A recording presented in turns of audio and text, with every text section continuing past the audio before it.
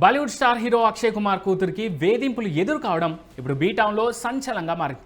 అక్షయ్ కుమార్కు 13 ఏళ్ల కుమార్తె ఉంది. ఆమె పేరు నిటారా భాటియా. రీసెంట్గా నిటారా వీడియో గేమ్ ఆడుతున్నప్పుడు ఓ వ్యక్తి తన కూతురికి అసభ్యంగా మెసేజ్ పెట్టాడని అక్షయ్ మీడియా ముందర రివీల్ చేశారు.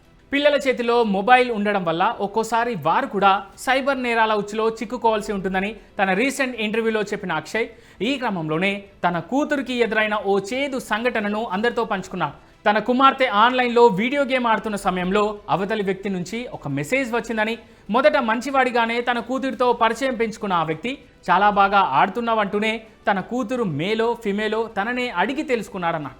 జెండర్ చెప్పగానే ఆ వ్యక్తి తన కూతురికి ఇంకో మెసేజ్ పెట్టాడని, నీ నగ్న చిత్రాలను నాకు పంపగలవా అంటూ బెదిరించేలా మెసేజ్ పెట్టాడని అక్షయ్ చెప్పుకొచ్చాడు.